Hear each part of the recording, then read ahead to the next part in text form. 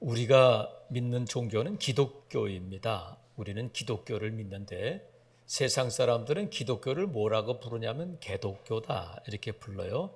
저는 목사예요. 근데 세상 사람들은 목사를 흔히들 먹사다 이렇게 불러요.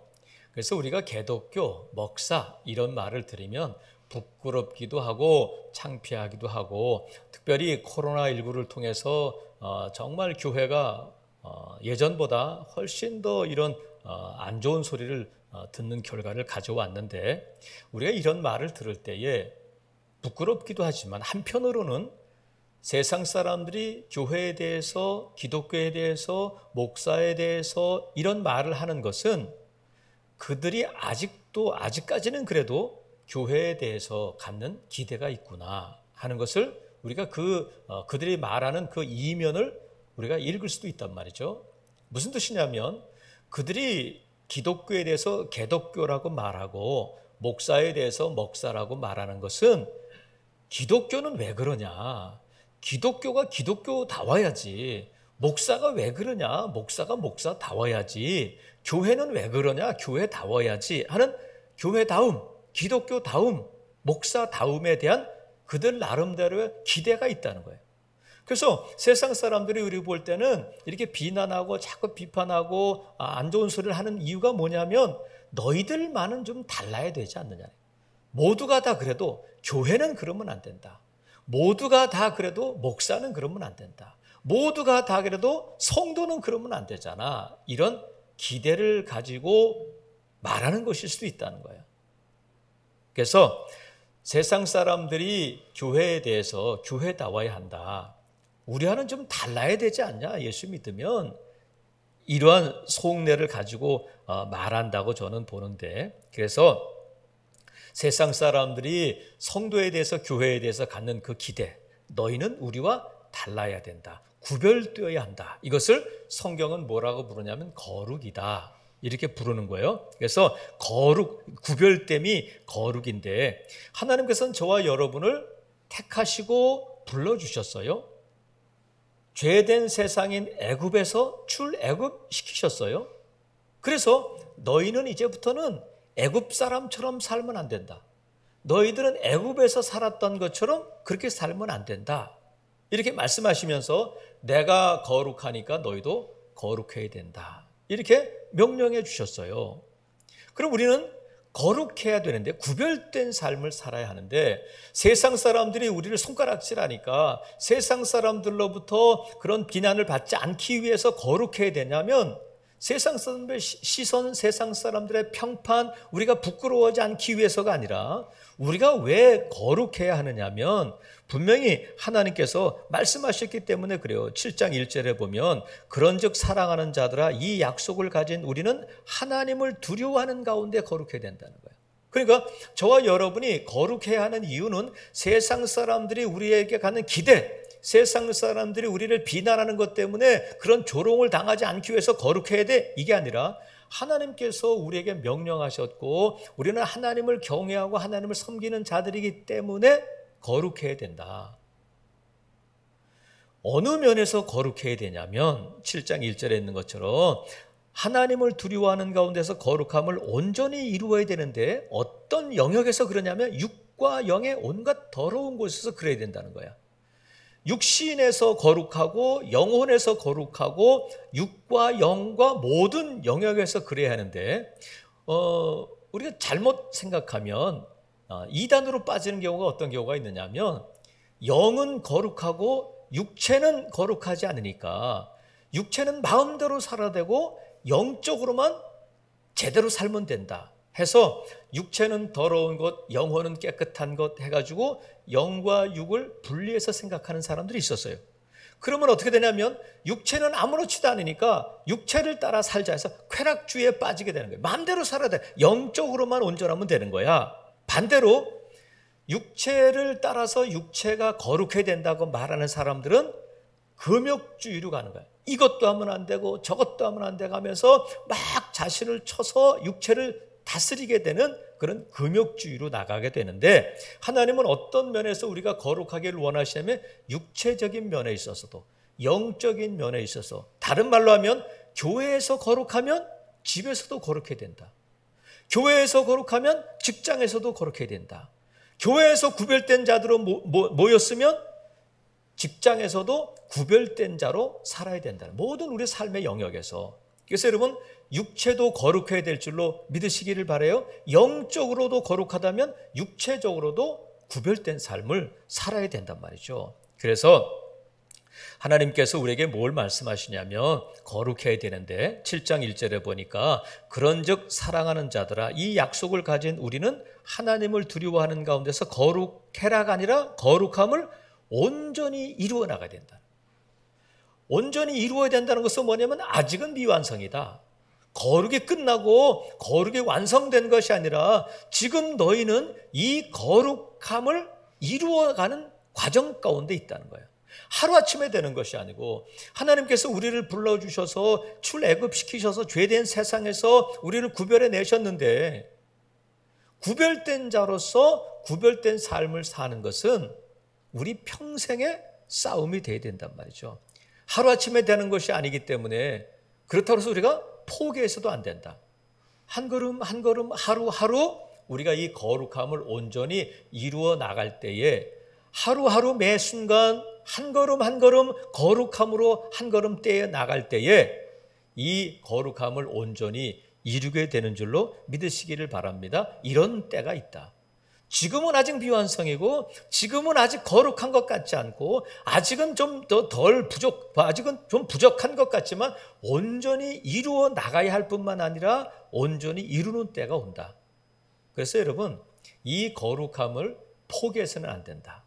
그렇다면 이 거룩함을 온전히 이루기 위해서는 우리가 어떻게 하면 좋을까? 우리에게 무엇이 필요할까 하는 것이 오늘 본문을 통해서 사도 바울을 통해서 하나님께서 저와 여러분에게 가르쳐 주시고 말씀하시는 내용이란 말이죠. 자, 11절 보세요. 11절에 보니까 고린도인들이여 너희를 향하여 우리의 입이 열리고 우리의 마음이 넓어졌으니까 13절 내가 자녀에게 말하듯 하노니 보답하는 것으로 너희도 마음을 넓혀라 이렇게 말씀하셔요. 이것은 뭐냐면 고린도 교회는 문제가 많았잖아요. 사도 바울이 설립한 사도 바울의 전도를 통해서 세워진 교회인데 고린도 교회는 여러 가지 문제, 음란의 문제, 또 성찬의 문제, 여러 가지 문제가 있었지만 이 문제에 대해서 사도 바울이 다 지적을 하잖아요. 그러면 안 된다. 너 그러면 안 된다. 이렇게 자꾸 말하니까 여러분 누군가가 여러분에게 어떤 잘못된 부분을 이렇게 지적하면 마음이 좋아요? 아니면 그 사람을 사랑하게 돼요? 아니면 그 사람을 멀리하게 돼요?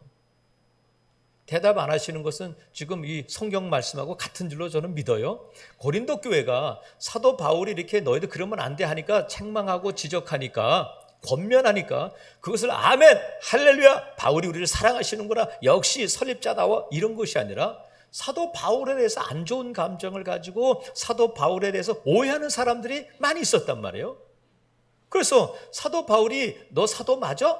그렇게 못생겨가지고 설교도 못하고 병이 있는데 무슨 사도야? 이렇게 오해받을 때에 사도 바울은 거기에 구애받지 않고 지금 뭐라고 편지를 쓰고 있느냐면 나는 마음을 넓혔다.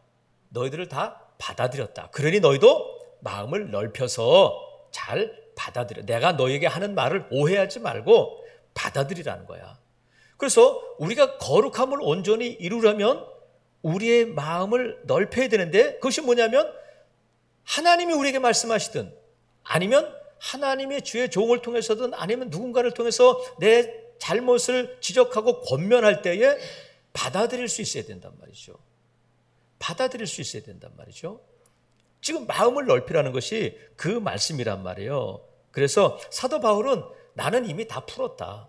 너희들이 나에 대해서 오해하고 있는 것에서 내가 지금 그것을 마음에 품고 있는 것이 아니라 나는 마음을 넓혔어. 다 받아들였어. 그러니까 너희도 오해하지 말고 너의 마음을 넓히기를 바란다. 이렇게 말씀하셔요. 그래서 하나님께서 우리에게 말씀하실 때 내가 너에게 복주고 복주마 내가 너희를 번성하게 하리라 이런 말씀만 있는 것이 아니라 이스라엘 백성들에게 계속해서 선지자들 통해서 말씀하신 것이 뭐냐면 너희들 그러다가 나라를 잃어버려. 너희들 그러다 가만 안 놔둬. 너희들 혼날 줄 알아. 이렇게 돌아와야 돼. 돌이켜야 돼. 회개해야 돼. 이렇게 강하게 질책하기도 하신단 말이죠. 그래서 우리가 하나님의 말씀을 들을 때에 어떤 때는 내 마음에 찔림이 있고, 아, 목사님이 또 오늘 나를 찌르는구나, 내 얘기 하시는구나. 그럴 때 마음을 딱 닫지 말고 마음을 넓히고 그 말씀을 나를 향한 말씀으로 받아들일 때에 우리가 어디로 나갈 수 있냐면 거룩함으로 나갈 수 있다. 누군가가 여러분에 대해서 집사님 예배 시간에 늦으면 안 되잖아요, 이 말을 하면 저는 얼마나 잘났다고 하면서 마음이 딱 닫히게 되면, 아유, 목사님은 또 내 얘기하고 내가 또 예배 시간에 늦는 걸 또 어떻게 보셨구나, 또 제 얘기 하시는가 하시면 그게 과연 하나님의 마음일까? 그게 과연 예수님을 닮은 모습일까? 아니라면 그건 거룩한 게 아니거든요. 그래서 우리가 거룩함을 온전히 이루려면 우리의 마음을 넓히고 어떤 권면이든지 받아들일 수 있어요. 넉넉한 마음을 가져야 된단 말이죠. 그래서 누군가가 나에 대해서 조금 부끄러운 모습을 말하게 되면 마음이 딱 닫히게 되고 그 사람에 대해서 말을 안 하게 되고 하면 거룩함으로 나갈 수 없어요. 그래서 여러분, 내가 마음을 닫으면 거룩함의 길이 닫히는 거예요. 내가 마음을 열면 거룩함이 열린다. 한번 따라해 보겠습니다. 마음을 닫으면 거룩이 닫힌다. 마음을 열면 거룩이 열린다. 야베스의 기도에 보면, 역대상에 보면 야베스라는 사람이 있는데 그가 하나님께 기도했어요. 하나님, 내게 복을 주시려면 내 지역을 넓혀주세요. 기도했다는 거예요. 하나님이 그 구하는 것을 허락하셔서 지역을 넓혀주셨는데 이 야베스가, 하나님, 나 넓은 땅 좀 주세요. 내 지금 20평짜리 집에 살고 있는데 50평, 100평 되게 해주세요 해가지고 지역을 넓혀달라는 것이 단순히 땅에 면적을 좀 넓게 해주세요, 그런 기도에 국한되는 건 아니잖아요. 우리가 넓어져야 할 것은 아파트 평수만이 아니라 우리가 영적인 면에 있어서도 넓어져야 돼, 그 지역이. 또 우리가 믿음에 있어서도 넓어져야 될 뿐만 아니라 무엇보다도 우리가 하나님 앞에 내 지역을 넓혀주세요 할 때에 뭘 위해서 기도하냐면, 하나님, 내 마음의 지역을 넓혀주세요. 보통 이렇게 속 좁은 사람들을 그러잖아요. 아이고, 밴댕이 소갈머리, 아이고, 좁쌀 영감, 이렇게 속이 좁다는 거예요. 속이 좁으면 안 되잖아. 여러분, 지금 여러분이 밴댕이 소갈머리인지 아니면 좁쌀 영감인지는 알지 못하지만 우리는 기도해야 된다. 뭘 위해서 기도하냐면 내 마음의 지역을 넓혀주셔서, 예전에는 그런 말 들으면 내 마음이 딱 닫히고 그 사람에 대해서 관계를 끊고 그 사람과 말을 섞지 않고 전화도 안 받고 했었는데, 아, 하나님, 내 마음을 넓혀줘서 다 품을 수 있도록, 넉넉하게 품을 수 있도록 내 마음의 지역을 넓혀주세요. 이것이 저와 여러분의 기도일 수 있기를 바랍니다. 내 마음을 닫으면 거룩이 닫히고 내 마음을 열면 거룩이 열린다. 그래서 담임 목사를 통해서 이 강단에서 선포되는 말씀을 데살로니가 교회처럼 하나님의 말씀으로 받아들일 수 있기를 바랍니다. 마음을 열고 무슨 말씀이 선포되든지 아멘으로, 어떤 땐 내게 찔림이 있어서, 아, 하나님이 나를 돌이키게 하시는구나, 하나님이 나를 기도하게 하시는구나, 하나님이 내가 눈물을 흘리게 하시는구나 하면서 늘 복받고 또 평강을 주시고 이런 말씀만 아멘하지 말고 어떠한 말씀이 있는지 권면의 말씀으로 받아들일 수 있기를 주님의 이름으로 축복합니다. 그럴 때에 거룩함을 온전히 이룰 수 있다는 거야. 또 하나는 지금 보니까 이 성경학자들이 왜 갑자기 14절부터 이 말씀이 나올까 하는 것 때문에 뭐 여러 가지 의견들이 있어요. 갑자기 마음을 넓히라고 하다 갑자기 너희는 믿지 않는 자와 멍에를 함께 하지 말라, 이런 말씀이 있단 말이죠. 사도 바울을 통해서 하나님이 왜 이 멍에를 매지 말라, 믿지 않는 자들과 명예를 함께 하지 말라, 이 말씀을 하시냐면, 사도 바울이 고린도 교회를 보니까 여러 가지 문제가 있는데 그 문제의 본질, 왜 그런 문제가 발생하고 있는지를 그 핵심을 보니까 그 문제가 어디서부터 비롯된 것이냐면 불신자들과 긴밀한 관계로 엮여 있기 때문에 그렇다는 거야. 그래서 믿지 않는 사람들과 너무나도 강하게 결속되어 있어서 그런 문제가 발생되고 있으니까 지금 이렇게 강하게 말씀하시는 거예요. 믿지 않는 자들과 멍에를 함께하지 말라. 그러면 하나님께서 믿지 않는 자들과는 상종도 하지 말라 이런 말씀이 아니잖아요. 믿는 사람끼리 사업장을 만들어야 된다. 믿는 사람끼리 학교에 다녀야 된다. 이렇게 말씀하시는 거 있잖아요. 멍에를 매지 말라는 거예요. 그것은 뭐냐면 특수한 관계. 예수를 믿지 않는 사람들과 아주 불가분 저 사람이 아니면 나는 존재할 수가 없다. 저 사람이 죽으면 나도 죽는 거야. 이런 관계를 맺지 말라는 거예요. 그러니까 예수 그리스도를 믿지 않는 사람들과 아예 말도 섞고 상종도 하지 말라 이런 말씀이 아니라 어떤 특수한 관계, 아주 뗄래야 뗄 수 없는 그런 관계를 맺어서는 안 된다는 거예요. 멍에를 함께 하지 말란 말이죠. 그래서 여러분, 우리가 이 멍에를 함께 맺지 말아야 하는 말씀을 지키려면 내가 누구인지를 먼저 알아야 돼. 그래야 이 사람은 나하고 함께 할 사람이 아니구나 하는 것을 확인할 수가 있단 말이죠. 그래서 내가 누구인지를 먼저 확인해야 거룩함을 온전히 이룰 수 있어요. 그러면 나는 누구인가? 그 정체성이라고 하잖아요. 나의 정체성, 나는 누구인가 하는 것을 바로 알아야 되는데 예수 그리스도를 믿는 저와 여러분은 누구냐면 자, 계속해서 14절에 보니까 뭐라고 말씀하시냐면 너희는 믿지 않는 자와 멍에를 함께하지 말라. 너희는 누구냐면 의다. 불법이 아니다. 너희는 빛이다. 어둠이 아니다. 그 다음에 15절 그리스도와 벨리알은 사탄의 다른 이름인데 너희는 그리스도인이야. 그 다음에 너희는 믿는 자야. 16절 너희는 하나님의 성전이야. 이렇게 말씀하신단 말이죠. 그러니까 저와 여러분은 의이고 빛이고 예수 그리스도를 믿는 자이고 하나님의 성전이다 하는 것이 저와 여러분의 정체야. 누군가가 여러분에게 당신 누구세요? 나는 직장에서 과장이에요. 나는 교회에서 집사예요. 난 누구 아버지예요. 누구 어머니예요. 나는 어디에 살아요. 이런 게 아니라 저와 여러분은 누구냐면 나는 의인이다. 나는 빛이다.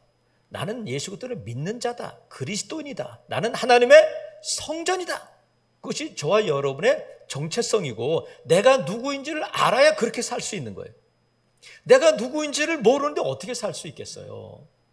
그리스도인이 누구냐면 의인이고 우리는 빛이고 하나님의 성전이고 하는 것을 알아야 그렇게 살 수 있단 말이에요. 우리도 예전에는 의인이 아니라 불법, 죄인이었잖아요. 예전에는 우리가 빛이 아니라 어둠이 있어요. 예전에는 믿는 자가 아니라 믿지 않는 자였어요. 전에는 하나님의 성전이 아니라 우상의 집이었어요. 그래서 우상들과 함께 있는 것이 전혀 어색하지 않았고 어둠 가운데 있는 자들과 함께 있는 것이 전혀 어색하지 않았고 불편하지 않았어요. 죄인들과 함께 어울려서 사는 일이 당연한 것처럼 그렇게 살았어요. 근데 하나님께서 어두움 가운데서 우리를 불러내 주셔서 빛에 거하게 하시니까 이제는 어둠이 어색해지는 거예요. 거룩 구별된 자가 되는 거잖아요. 그래서 우리가 누구인지를 바로 알아야 그렇게 살 수 있어요. 예전에는 사탄의 종이었잖아요. 죄가 이끄는 대로 살았잖아요. 근데 이제는 죄를 미워하고 죄를 거부하게 되고 죄와 싸우게 되고 이제는 빛 가운데 거하게 되면서 예전과는 다른 모습, 다른 삶을 살게 되었단 말이죠. 그것이 무엇으로 그렇게 됐느냐면 하나님께서 저와 여러분을 예수님의 피로 값주고 사셔서 그것이 우리를 의인으로 만들어 주셨기 때문에 우리가 의인이 되었단 말이죠. 그래서 제가 여러분에게 이렇게 말씀을 통해서 여러분 의인이에요. 여러분 빛이에요. 여러분은 믿는 자예요. 여러분은 작은 예수예요. 여러분은 하나님의 성전이에요. 이렇게 말씀하실 때 여러분 아멘 할 수 있기를 바라요. 이렇게 드렸는데도 불구하고 목사님 아멘 하기가 좀 불편해. 난 아니에요. 그럴 수 있잖아요. 왜냐하면 난 아직도 구별되지 못했다. 세상 사람들이 볼 때 나를 과연 의인이라고, 나를 과연 빛이라고 불러줄까? 아직까지도 세상 사람들의 시선이나 평판에서 자유로워지지 못한 나를 발견하게 된단 말이에요. 그래서 사탄은 계속해서 우리에게 뭐라고 말하냐면 너는 의인이 아니야. 너 같은 게, 너 모습을 봐라. 너 오늘도 뭐라고 말했어. 너 지금 어디에 갔었어. 이렇게 하면서 자꾸 우리를, 내 정체성을 흔든단 말이에요. 그렇게 살지 못하도록. 하지만 여러분, 우리가 예수 그리스도를 믿는 자인데 예수 그리스도를 믿지 않는, 오히려 다른 종교를 믿는 사람들 가운데도 존경받을 만한 사람이 많이 있어요. 그런 사람들을 보면 내가 예수 그리스도를 믿고 교회 다닌다는 것을 차마 부끄러워서 말을 못할 그런 경우도 있을 수 있단 말이죠. 그럼에도 불구하고 저와 여러분이 누구인지 그 정체성을 놓쳐서는 안 된다. 제가 군에서 이제 위생병을 했는데, 위생병을 하면 이제 군의관을 이제 모셔요. 군의관이 장교로 와서 이제 그 밑에서 이제 지시를 따르게 되는데, 서울대를 나온 한 군의관과 함께 1년인가 1년 넘게 같이 생활을 했는데, 그분은 불교 신자예요. 그리고 제가 군에 있으면서 경험한 여러 명의 군의관들 중에 아주 존경할 만한, 아주 특별한 군의관이었어요. 그래서 장교들은 BOQ라고 그래가지고 장교들의 숙소에서 생활하게 되는데, 제가 전방에 있다 보니까 이 군의관은 BOQ 숙소에서 장교들과 함께 생활하지 않고 의무대에 와가지고 야전 침대를 놓고 거기서 함께 생활했어요. 그리고는 주일이 되면, 근무가 아니고 근무가 끝나는 시간이 되면 책상 위에 녹음기를 틀어놓고 뭘 틀어놓냐면 반야심경, 그걸 크게 틀어놔요. 그러면 저는 교회 다니고 주일이면 교회에 나가고 하는데 저 상당히 거슬리더라고요. 근데 종교적인 면에서는 그런데 너무너무 배울 게 많고 존경할 만한 사람이더라고요. 다른 군의관과는 달리 책임감도 뛰어날 뿐만 아니라 정직하고 실력도 있고 너무 괜찮은 군의관이었어요. 그래서 제가 제대하고 백병원에 근무할 때 찾아간 적도 있어요. 그러면 예수 그리스도를 안 믿는, 불교를 믿는 정말 존경할 만한 배울 것이 많은 그 사람에게 제가, 그래도 당신은 어둠이에요. 당신은 우상의 집이에요. 당신은 죄인이에요. 이렇게 말할 수 있을까?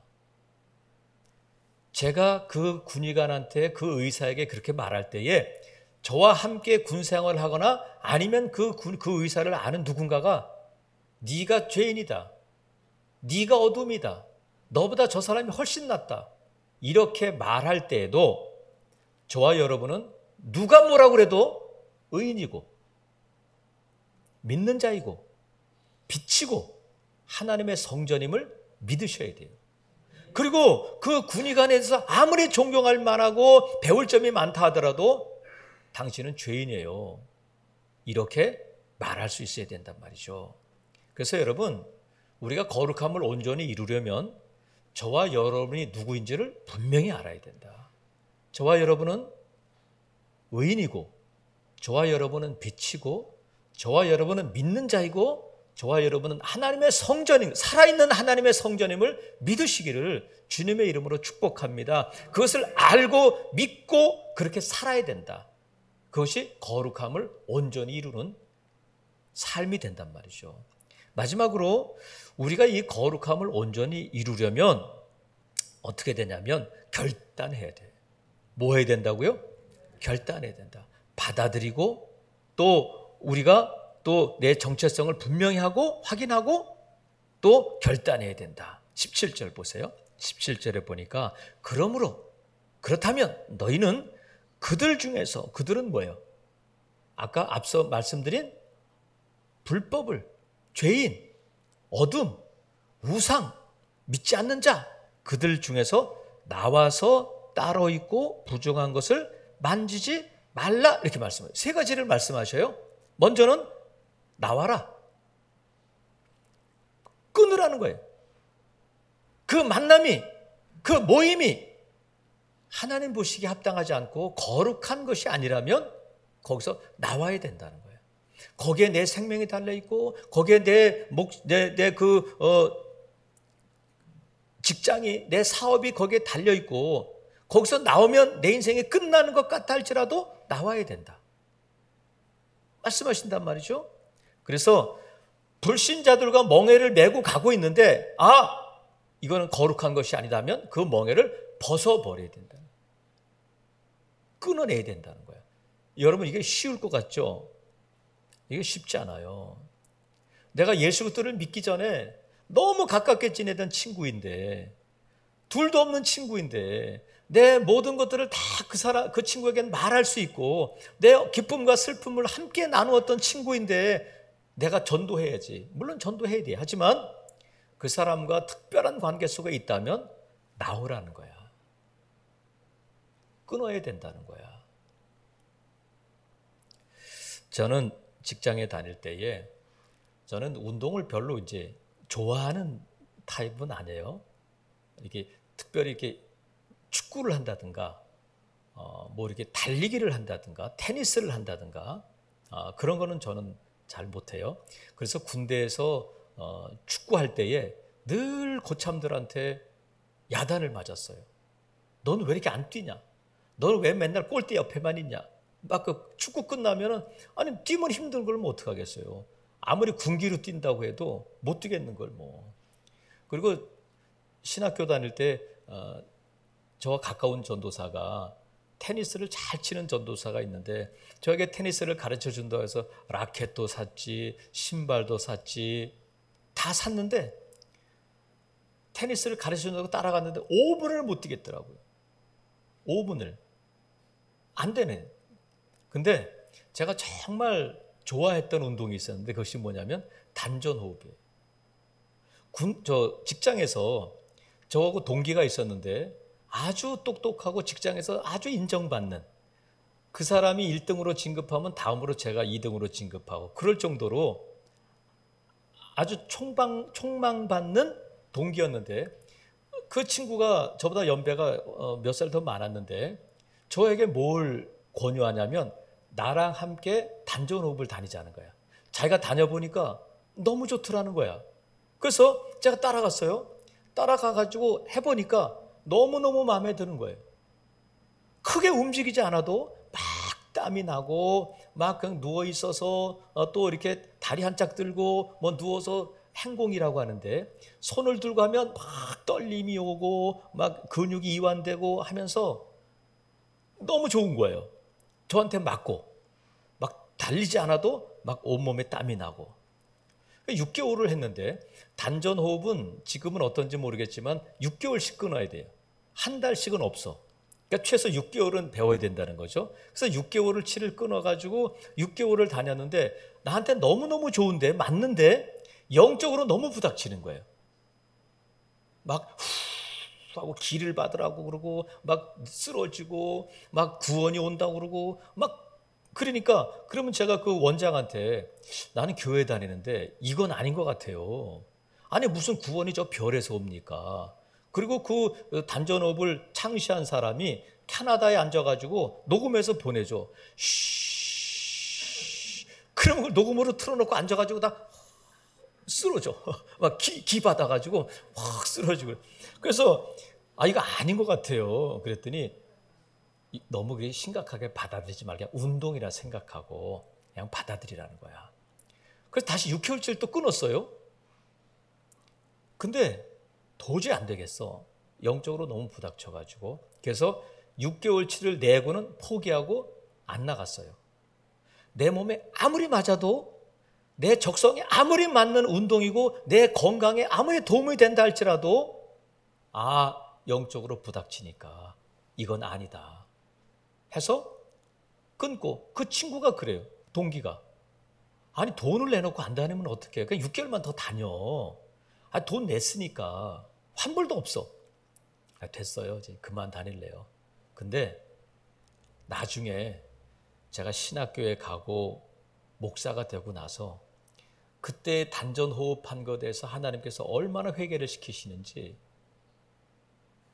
왜냐하면 그게 우상에 관한 거잖아요. 여러분 절대 단전호흡, 요가 그런 거 안 하시기를 바라요. 그래서 아무리 좋은 걸 할지라도 거룩으로 나가지 않는 거라면 나와라. 끊어라, 헤어져라. 이렇게 말씀하시는 거예요. 나와야 돼요. 그리고 또 17절에 보니까 나와서 어떻게 하냐면 나오는 것으로 끝나는 게 아니고 따로 있어야 된다. 다시 거기 가면 안 된다는 거예요. 일정한 거리를 둬야 된다는 거예요. 그래서 우리가 예수 그리스도를 안 믿는 사람들과 어둠에서 나왔으면 어둠 가까이 가면 안 돼. 거룩한 것이 아니라면 가까이 가서는 안 된단 말이죠. 분명한 거리를 둬야 돼. 예전에 막 죽고 못 사는 사이라면 이제는 그냥 전화 안 해도 괜찮은 사이로 그렇게 자리매김해야 된단 말이에요. 그리고 또 뭐라고 말씀하냐? 부정한 것을 만지지 말라. 이것은 무슨 말씀이냐면 불신자들의 삶을 따라하지 말라는 거예요. 우상을 섬기지 말라 이런 말씀도 되지만 우리가 예수 그리스도를 믿으면 예수 그리스도를 안 믿는 사람들 가운데 멋있어 보이는 경우가 너무 많아요. 옷을 입는 거 하며 그들의 언어 습관, 어떤 때는 막 왜 저럴까도 싶지만 멋있어 보일 때도 있어요. 그들의 자유분방함. 나도 저렇게 하고 싶다. 나도 예수만 안 믿었으면 저렇게 했을 텐데 하는 모습이 그들 가운데 있을 수 있단 말이죠. 그래서 우리가 아주 나하고 가까운 친구가 점을 잘 치는 친구가 있다면 그 친구가 말하잖아요. 나 점치러 가는데 한번 가자. 나 교회 다녀. 아니 너 점치라는 것이 아니라 그냥 한번 가봐. 아니 너 뭐 점쟁이 믿으라는 게 아니잖아. 그래서 우리 마음속에 은연중에 그래 내가 뭐 점쟁이 믿는 게 아니고 한번 가보지 뭐. 그렇게도 하지 말라는 거야. 친구가 4월 초파일에 야 우리 오늘 절에서 뭐 하는데 그냥 구경 가자. 그래 내가 뭐 불교 믿는 거 아니니까 따라가지 말라는 거예요. 따라가지 마라. 응? 부정한 것을 만지지도 말라는 거야. 은연중에 이사를 가야 되는데 이삿짐 센터가 이 날이 이사 가야 좋아요.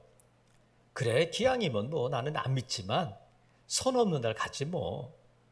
그래서는 안 된다는 거예요. 우리 명절 정월 대보름에 누구나 다 호두를 먹고 또 달을 보고 비는데 아니 내가 저 달을 믿는 건 아니지만 한번 해보지 뭐. 누구나 다 그러는 거니까 그러지 말라는 거예요. 여러분 동성애는 성경은 분명히 동성애는 죄다 이렇게 말씀하시는데 최근에도 어떤 분이 문자를 보내왔어요. 이 사이트에 가서 반대한다를 눌러주세요. 그런데 차별금지법에 대해서 반대합니다는 의견을 꼭 눌러주세요. 그런데 차별금지법을 왜 반대하냐면 동성애 때문에 그래요. 그런데 점점 이 동성애를 합법화하는 지금 동성애가 우리나라에서는 불법은 아니에요. 근데 합법도 아니야.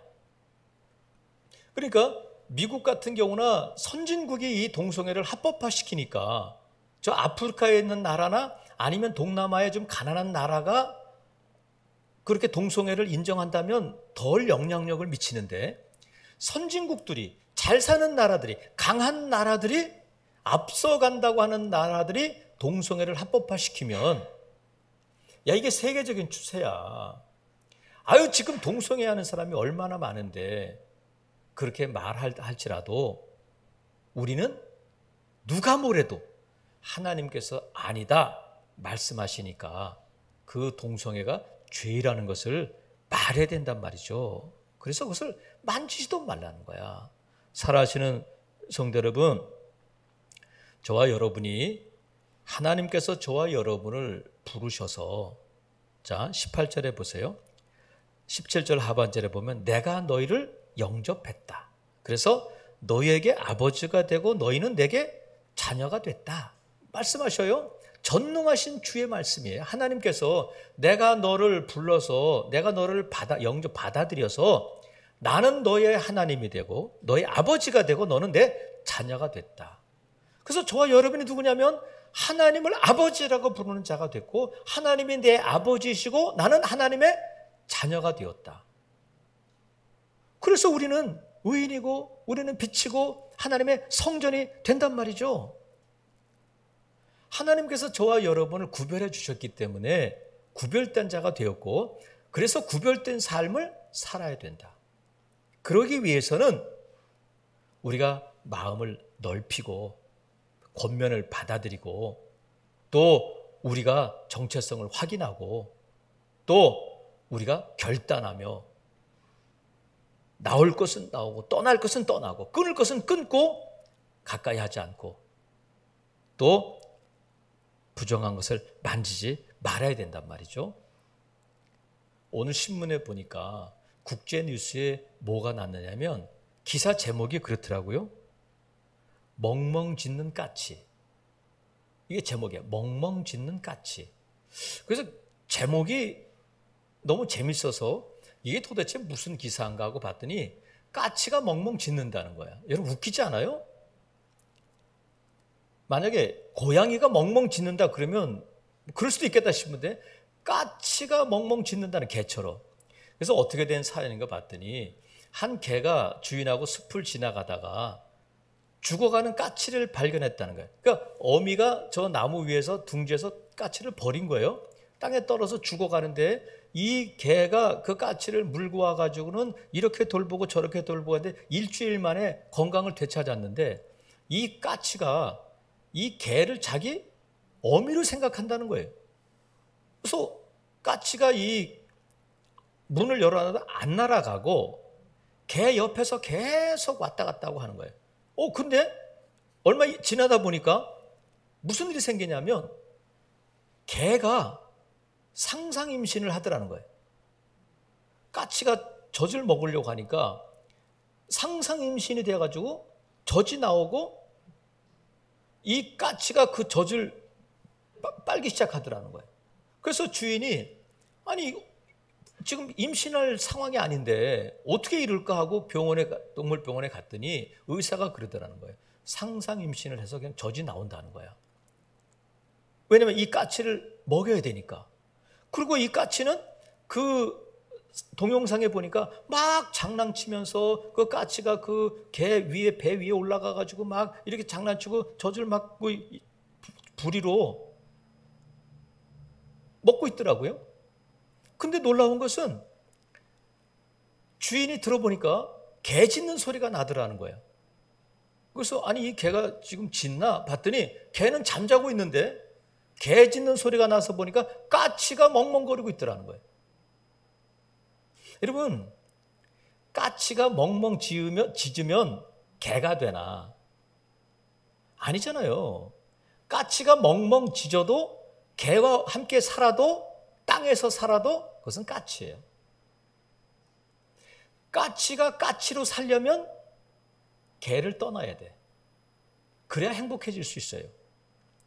개를 떠나서 까치가 있는 곳에서 까치답게 살 때에 까치는 진정한 행복을 누릴 수 있는 것처럼 저와 여러분이 내가 예전에 예수 그리스도를 믿기 전에 이전 것은 지나갔다고 선포되었음에도 불구하고 여전히 예수 그리스도를 믿기 전에 익숙했던 삶의 죄된 습관들, 어둠에 살았던 모습이 나에게 있을 수 있어요. 근데 그것을 하루아침에 떨쳐버리는 것이 너무 어렵고 나와 함께 했던 사람들 헤어지는 것이 어려울 수 있어요. 하지만 저와 여러분이 누구냐면 하나님께서 저와 여러분을 택하시고 불러주시고 예수님의 피로 값주고 사신 하나님의 자녀가 되었고 거룩한 자가 되어서 하나님이 저와 여러분에게 거룩하라 말씀하시고 거룩함을 온전히 이루라 말씀하셨으니까 마음이 아프고 힘들다 할지라도 떠나보내고 떠나고 헤어져야 될 부분이 있다. 사랑하시는 성도 여러분, 오늘 저와 여러분이 이 거룩함을 온전히 이루라는 말씀을 나에게 주시는 권면의 말씀으로 받아들일 수 있기를 바랍니다. 그러기 위해서는 우리 마음을 넓혀서 어떠한 권면도 아멘으로 받아들일 뿐만 아니라 내가 누구인지를 바로 알고 내가 누구인지를 알아야 그렇게 살 수 있다. 내가 하나님의 자녀니까 하나님의 자녀답게 예수님이 나를 피로 값주고 사셨으니까 예수님처럼 살아야 된다. 그리고 우리가 결단해야 된다. 아직도 나에게 죄된 모습이 있고 아직도 내가 붙들고 있는 떠나보내지 못하고 있는 아직도 끊지 못하고 있는 어둠의 일이 있다면 우리가 오늘 이 시간 결단할 때에 하나님께서 말씀하신 것처럼 거룩함을 온전히 이루는 자가 될 줄로 믿습니다. 아무쪼록 사랑하시는 성도 여러분, 하나님의 자녀된 저와 여러분이 하나님의 자녀답게 사는 일에 우리의 모든 것이 거기서 집중되어서 지금은 위안성이지만 끝까지 이 싸움을 싸우며 거룩함을 추구하며 나갈 때에 이 거룩함을 온전히 이루는 저와 여러분이 될 줄로 믿습니다. 오늘도 이 거룩함에 대한 말씀을 나를 향한 말씀으로 받아들이고 더러운 것과 어둠과 싸우며 거룩함을 온전히 이루어 나가는 저와 여러분 되시기를 주님의 이름으로 축복합니다. 아멘. 기도